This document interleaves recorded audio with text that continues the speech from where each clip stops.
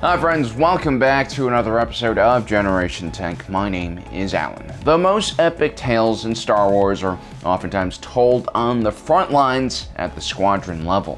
Whether you're the most interesting sister and last survivor of Cobalt Squadron and attempting to open the bomb bay doors over a massive enemy dreadnought before your own ship is engulfed in flames, or if you're just the commander of Bravo Flight and leading a handful of N1 starfighters against hundreds of Vulture droids. At the squadron level, we see the direct impact of decisions made by politicians and military leaders many systems away. We see the direct human cost of the war up front. The individuals of a squadron may come from different regions of the galaxy, different cultures, and even belief systems. But what unites them goes beyond just a political cause. It's their shared experience in high-stake life or death situations. Not all squadrons are created equally, of course, and it takes a lot more than just skilled pilots and a skilled leader to ensure survival. A squadron must become a family, because that's what living beings do in harsh times and danger. They come together. Today we'll be taking a look at some of the top squadrons in the Rebel Alliance and what made them so elite. Don't forget to hit that subscribe and notification button down below so you don't miss out on the rest of our content. We'll probably be covering the top squadrons in the Empire next. In the earlier days of the war, the Rebel Alliance only had resources to basically field Starfighter Squadrons. These were oftentimes pieced together units that suffered extremely high pilot turnover due to the dangers of their missions. Phoenix Squadron was one of these early squadrons, and although they didn't have as large of an impact as later squadrons did during the war, they were crucial in ensuring that the Alliance to restore the Republic survived long enough to become something larger than just an unorganized group of guerrilla fighters. Phoenix Squadron was mainly made up of A-Wings. This was one of the more common ships the Rebel Alliance used before they got their hands on the X-Wing Incom design and stole a bunch of Y-Wings as well. Although the A-Wing was relatively unprotected, it was very nimble and faster than almost any starfighter in the TIE line utilized by the Empire. Phoenix Squadron would mostly be stationed in the Lothal sector and support the local movement against the Empire. Phoenix Squadron would go up against Darth Vader and lose several of their pilots. They were also involved in a daring raid that led to the capture of a Quasar-class cruiser carrier. Phoenix Squadron would also go up against the Mandalorian protectors and suffer heavy losses against their advanced Fang fighters. Due to the fact that Phoenix Squadron was always rushing from one engagement to another, the composition of this unit was oftentimes changing, including who was commanding the unit.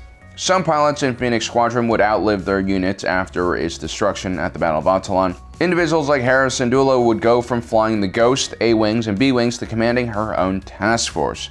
Then you had guys like Wedge Antilles who defected straight from an Imperial Starfighter Academy, hopped in an A-Wing, and would go on to be a legend in the Rebellion. The B-Wing was a very strange ship, and it pushed engineering and design to its limits. It essentially was a starfighter, a very vulnerable and not so maneuverable starfighter that also happened to be carrying the same amount of weapons you might find on a Corvette or even a small frigate. The B-Wing was supposed to be an equalizer for the Rebellion. Its leaders wanted to find parity with the Imperial powers when it came to firepower. And to the Rebellion's credit, whenever an entire squadron of B-Wings entered the fray and made it on target, it usually did change the course of the battle. Blade Squadron was one of the few units in the Rebel Alliance that was made up of completely B-Wings. Because of this, it usually took part of larger scale operations where entire wings of X-Wings and A-Wings could escort these slower moving ships to their target. One of the first major battles that Blade Squadron participated in was the Battle of Endor. At the time, Blade Squadron was under the command of Adam Fox and made up of mostly new recruits flying on their first mission. Still, Blade Squadron managed to take out Darth Vader's old Star Destroyer, the Devastator, and paved the way for the Rebel assault on the second Death Star. Blade Squadron unfortunately would suffer several casualties during the battle and would lose their commander as well. But their brave actions would prove the long-term viability of the B-Wing platform as an anti-capital ship weapon, which from a cost factor was extremely efficient. Blade Squadron would see action in the last year of the war at the Battle of Malastare, a strategically important fuel-rich planet, as well as during the Battle of Kuat Drive Yards, one of the largest shipyards in the galaxy. During the Battle of Jakku, Blade Squadron would take on the Executor-class Star Dreadnought Ravager that would eventually crash into the planet's surface. Before the B-Wing was gifted to the Rebel Alliance, the main assault fighter and bomber for the Rebellion was the BTL Y-Wing. The Y-Wing was a holdover from the Clone Wars and mainly acquisitioned by Rebel Alliance operatives from Imperial scrapyards. Gold Squadron would be assembled by using these ancient Republic starfighters. They would operate under the Massassi Group led by General Jan Dodonna. In the earlier years of the war, Massassi Group was basically the largest rebel group in the galaxy. Captain John Dutch Vander, first commander of the unit, demanded an Imperial-like adherence to protocol and wanted disciplined pilots and minimal chatter on the comms. Gold Leader was very pragmatic and also understood the dangers that his rebel pilots would face, so they were constantly drilling and training to make sure that they are functioning at top shape. This actually is quite unique and goes against the stereotypical Rebel Alliance squadron that you might see in the movies. Gold Squadron would first see action during Operation Handoff, a secret mission to help former Senator Mon Mothma escape her homeworld on Chandrila, after she publicly denounced the Empire and called for open rebellion. The unit encountered several TIE Fighter patrols, including the experimental TIE Defender, and escaped their Imperial pursuers through the Archeon Nebula. Several Gold Squadron pilots would give their lives to make sure that Mon Mothma would survive the ordeal. Mon Mothma was very much one of the most important figures in the Rebel Alliance, although she never really stood in the front lines and fired a blaster against Darth Vader or any of the stormtroopers. She was the ideological center for the group and would basically hold the Rebel Alliance together at its most trying times and eventually transition the Rebel Alliance into the New Republic.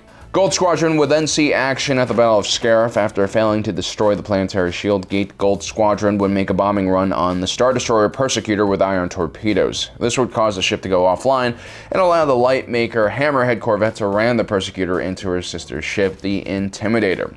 At the Battle of Yavin 4, Gold Leader and most of his squadron would perish on repeated attempts to attack the Death Star Trench. Only Gold 3, Lieutenant Yvonne Verlaine, would survive. Gold Squadron would once again be reformed during the Battle of Endor under General Lando Calrissian, piloting the Millennium Falcon. Their goal was to directly attack the reactor of the second Death Star. The unit was made up of a mixed group of A-Wings, Y-Wings, and X-Wings.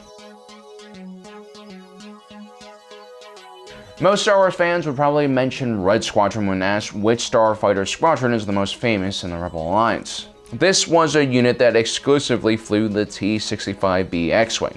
They would first see action during Operation Buckler, which was another targeted strike against an Imperial scrapyard, which was full of decommissioned Y-Wings.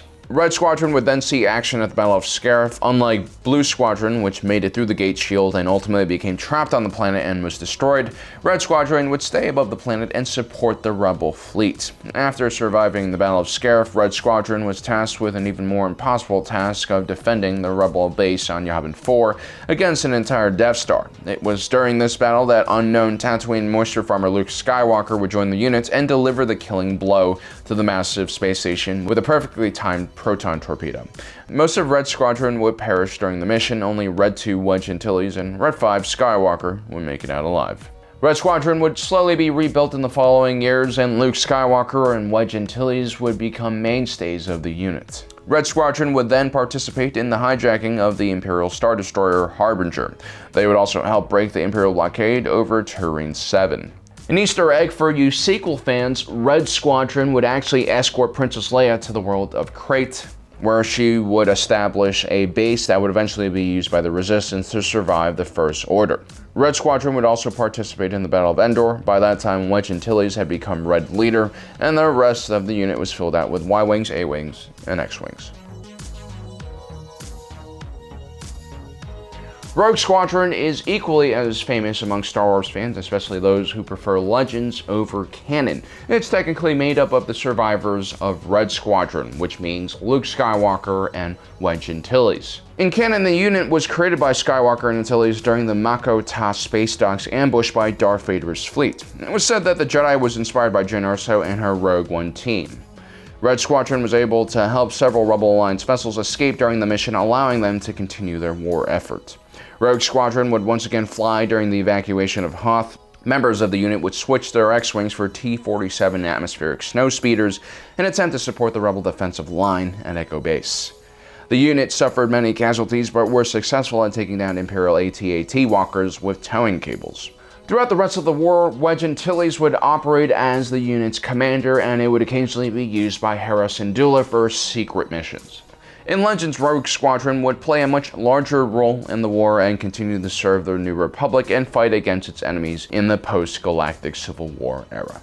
Now, there's a reason why we don't talk about some of the newer squadrons in Star Wars, like Alphabet Squadron and Vanguard Squadron, along with Meteor and Hail Squadron, and it's because these squadrons were mostly active during the New Republic era and not the Rebel Alliance era. Although these units could trace their roots to the Rebel Alliance, the type of missions we would see them undergo in the New Republic were quite different and a bit easier from what the early Rebel squadrons had to go through, which is why they missed the cut.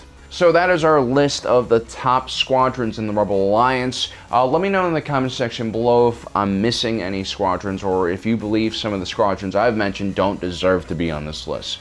Also, don't forget to subscribe and hit that notification button so you don't miss out on the rest of our awesome content. As usual, thanks for joining us today. If you're watching this, you are Generation Tech.